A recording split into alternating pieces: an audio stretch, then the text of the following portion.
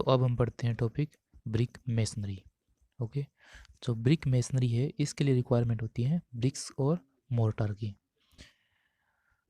और जो मोर्टार है ये ब्रिक्स को बाइंड करने के लिए काम में आता है। तो जो कुछ ब्रिक्स की इम्पोर्टेंट शेप्स होती हैं जो ब्रिक मेसनरी पढ़ने से पहले हम देख लेते हैं। जैसे सबसे पहले हम बात करते हैं स्कैंट या फिर जैम ब्रिक की। तो ये कैंट और जैम ब्रिक है वो इस साइज इस तरीके से बनाई जाती है। और जो स्क्विंट होता है ये ब्रिक की शेप, ये स्क्विंट ब्रिक की शेप है, ये है किंग क्लोजर। किंग क्लोजर ऐसे बनाया जाता है कि जो इस साइड का हाफ होता है वहाँ पे, और जो जो हेडर साइड का जो हाफ होता है वहाँ पे, और इसको दोनों को मिलाने के बाद फिर इसको जहाँ से काट देंगे और इसको जो रिमेनिंग पार्ट है ये हो जाएगा किंग क्लोजर। और डबल बुल नोज है, ये ऐसे होता है जो हमारी ब्रिक होती है उसमें से यदि इसकी इस तरीके से इसको राउंड कर दिया जाए ब्रिक्स को, तो ये हो जाता है डबल बुल नोज। यदि एक ही साइड को यदि राउंड करेंगे तो ये होगी सिंगल बुल नोज। और जो बुल नोज जो ब्रिक्स होती है उनको हम यूज़ करते हैं कॉर्नर्स को राउंड करने के लिए। और जो काउ नोज होता है वो इस तरीके से बनाया जाता है, उसमें इस तरीके से राउंड किया जाता है, इसमें इस तरीके से राउंड किया जाता है ब्रिक को। ओके, और जो हाफ बैट होता है यदि हम ब्रिक्स को आधा कर देते हैं इस तरीके से तो वो हो जाता है हाफ बैट। यदि इसको 3/4 करते हैं तो ये 3/4 बैट हो जाता है। और जो क्वीन क्लोजर है ये होता है जैसे इस तरीके से लॉन्गर साइड में यदि ब्रिक्स को हाफ कर देते हैं तो ये क्वीन क्लोजर, इस ब्रिक को हम क्वीन क्लोजर बोलेंगे। और ये बेवल्ड क्लोजर होता है, इसके अंदर क्या होता है जो हेडर साइज होता है उसका जो उसको यहाँ हाफ, उसके हाफ से लेके दूसरे कॉर्नर से डायरेक्ट मिला देते हैं, और फिर जो ये रिमेनिंग पार्ट ये बचता है ये हो जाता है बेवल्ड क्लोजर। तो ये होगी ब्रिक्स की शेप्स जिसके डिफरेंट डिफरेंट कॉर्नर पे या फिर बॉन्डिंग को प्रॉपर जॉइंट्स को अल्टरनेट में जो एक वर्टिकल लाइन में नहीं आए थे इसके लिए हम कभी हेडर और स्ट्रेचर के बीच भी यूज़ करते हैं क्वीन क्लोजर को। और इस तरीके से डिफरेंट डिफरेंट जैसे कॉर्नर पे का जो डबल नोज यूज़ कर लिया तो इस तरीके से इनका यूज़ होता है। अब बात करते हैं बोन्स ब्रिक्स वर्क्स। ब्रिक है वो हम इस तरीके से अरेंज करते हैं कि जो जॉइंट है ये वर्टिकली आपस में मिलते नहीं हैं। और एक और चीज़ ध्यान रखते हैं जो हमारी हेडर और स्ट्रेचर होता है उनका जो सेंट्रल लाइन होती है वो अल्टरनेट कोर्स के अंदर कोइंसाइड करनी चाहिए। जैसे ये 1 कोर्स हो गया, 2 कोर्स, ये 3 कोर्स। यदि यहाँ पे हमारा स्ट्रेचर है और अल्टरनेट कोर्स में यहाँ पे स्ट्रेचर होगा तो ये इनकी लाइन कोइंसाइड करनी चाहिए। यदि यहाँ पे जैसे यहाँ पे हेडर है और यहाँ नीचे वाले में हेडर तो ये यहाँ पे कोइंसाइड करना चाहिए। और जो वर्टिकल जॉइंट है वो अल्टरनेट कोर्स के अंदर सेम लाइन में होना चाहिए। तो ये जॉइंट है ये भी प्लम लाइन में होगा अल्टरनेट कोर्स के अंदर। और अल्टरनेट कोर्स के अंदर ही जो हमारे हेडर और स्ट्रेचर होते हैं ये कोइंसाइड करते हैं इनका सेंटर पॉइंट। और हम कोशिश करते हैं कि बैट्स का जितना कम इस्तेमाल कर सकें तो इसको हम बैट्स को अवॉइड करते हैं कंस्ट्रक्शन के ड्यूरिंग। और जो बॉन्ड की टाइप होती हैं जो मुख्यतः वो stretcher bond, header bond, English bond and Flemish bond. Okay, एक फेसिंग बॉन्ड और होता है लेकिन हम पढ़ते हैं ये 4 ही बॉन्ड्स। अब स्ट्रेचर बॉन्ड की बात कर लेते हैं। स्ट्रेचर बॉन्ड ये होता है ये जब जैसे हमें पार्टीशन वॉल बनानी हो या ऐसी कोई भी वॉल हो जिनकी साइज़ है वो हाफ ब्रिक के बराबर हो, जैसे ये कंप्लीट ब्रिक हो गई तो जिसकी साइज़ इतनी, जिस भी हमें वॉल की साइज़ ब्रिक के हाफ हो ऐसे इस तरीके की वॉल को बनाने के लिए हम स्ट्रेचर बॉन्ड का यूज़ करते हैं। और इसके अंदर क्या होता है जो फेसिंग साइड है केवल स्ट्रेचर ही दिखाई देता है। जैसे ये देखो एस, ये स्ट्रेचर, ये भी स्ट्रेचर को रिप्रेजेंट करता है एस, तो ये स्ट्रेचर फिर ये स्ट्रेचर, नीचे भी यहाँ पे स्ट्रेचर और स्ट्रेचर और स्ट्रेचर।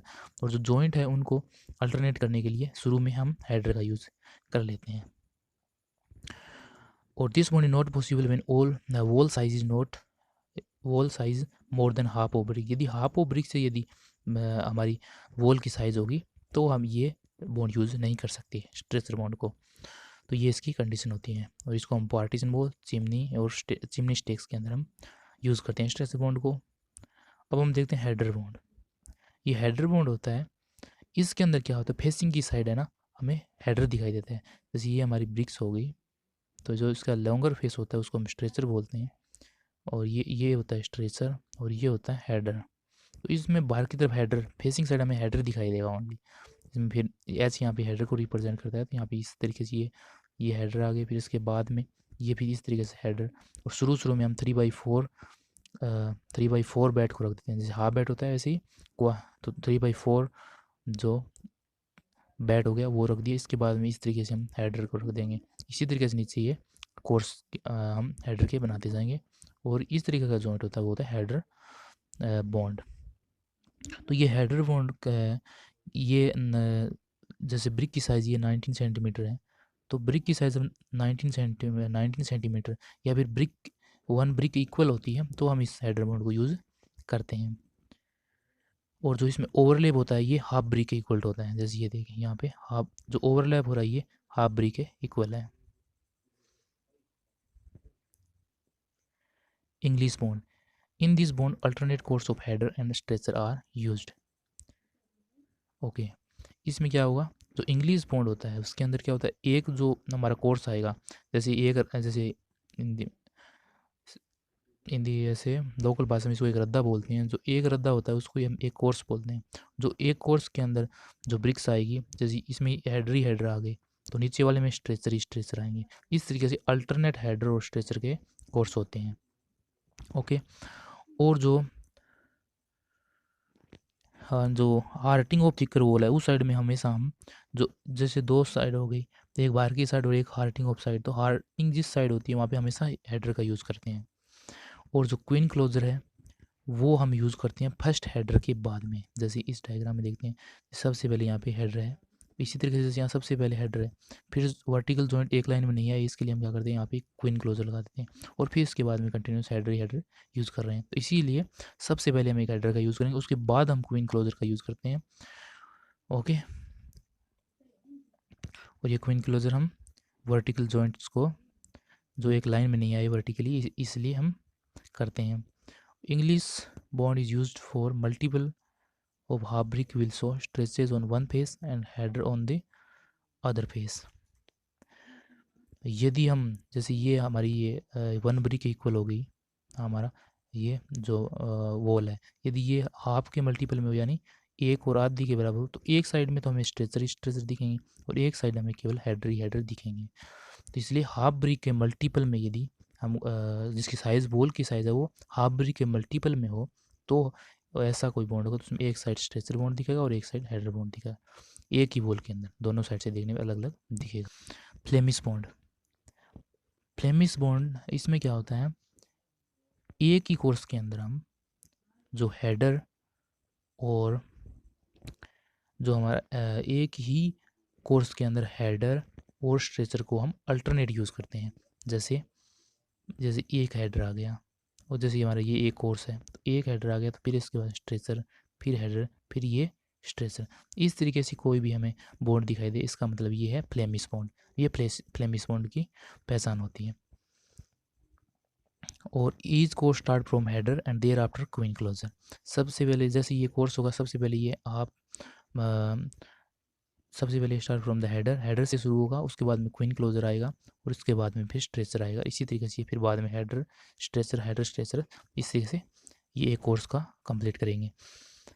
तो और जो हमारा फ्लेमिश बॉन्ड होता है ये 2 टाइप्स का होता है, single Flemish bond and double Flemish bond. Single Flemish bond का मतलब हो गया यदि हम फ्लेमिश बॉन्ड का यूज़ कर रहे हैं, यदि ये वॉल के केवल एक ही साइड में इस तरीके की हमें अपीयरेंस दे रहा है, जैसे एक स्ट्रेचर एक हेडर एक स्ट्रेचर एक हेडर वन साइड में दिखाई दे रहा है, दूसरी साइड यदि इसी तरीके का नहीं बनता है तो उसको बोलते हैं सिंगल फ्लेमिश बॉन्ड। ओके, जैसे इसमें देखिए ये जो हार्टिंग वाला ये केवल हेडर की बनाई हुई है, और बाहर की साइड हमें एक स्ट्रेचर एक हेडर एक स्ट्रेचर एक हेडर दिख रहा है, तो इसमें केवल एक ही साइड से स्ट्रेचर और हेडर दिख रहे हैं।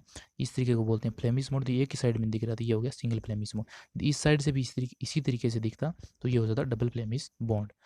ओके, तो इसमें यदि हम बात करें तो ये एक साइड में हमें दिखता है फ्लेमिश बॉन्ड की तरह, और दूसरी साइड से हमें दिखता है हेडर बॉन्ड की तरह।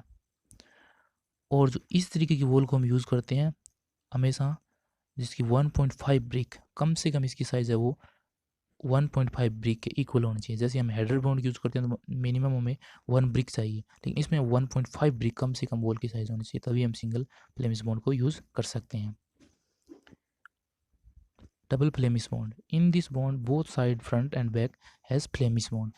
ये अभी हमने बात की, जो डबल फ्लेमिश बॉन्ड है इसके दोनों साइड वॉल में हमें फ्लेमिश बॉन्ड दिखाई देगा, जैसे इस वॉल में भी और इस वॉल में। इस वॉल की जो साइज़ है ये 2 ब्रिक के इक्वल है, और इसकी जो साइज़ है ये 1.5 ब्रिक के इक्वल है। यदि 1.5 ब्रिक के इक्वल यदि वॉल की साइज़ होती है और हमें डबल फ्लेमिश बॉन्ड बनाना है तो इस तरीके से बनाएंगे, और इसमें बेड्स का यूज़ किया जाता है, इसमें मोर बेड्स का यूज़ होगा इस तरीके से।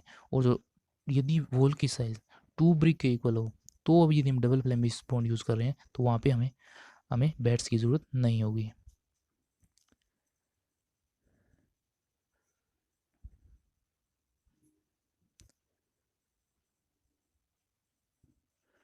Maximum slenderness ratio for a load bearing wall. तो डिफरेंट कंडीशन के लिए डिफरेंट सिलेंडर रेशियो इस तरीके से होता है जो हम टेबल में देखते हैं। जो यदि हम लाइम मोर्टार यूज़ कर रहे हैं और यदि स्टोरी है उसकी 2 स्टोरी, 2 स्टोरी से लेस स्टोरीज हो बिल्डिंग में, तो जो सिलेंडरनेस रेशियो का मेथड वॉल में होगा 13। यदि हम लाइम मोर्टार यूज़ कर रहे हैं और जो बिल्डिंग में स्टोरीज है वो ग्रेटर देन 2 है तो सिलेंडरनेस रेशियो 20 होगा। और जो सीमेंट मोर्टार यूज़ कर रहे हैं तो जो स्लेंडरनेस रेशियो होगा मेसनरी वॉल का होगा 27। और जो मैक्सिमम वैल्यू होती है वो होती है 30।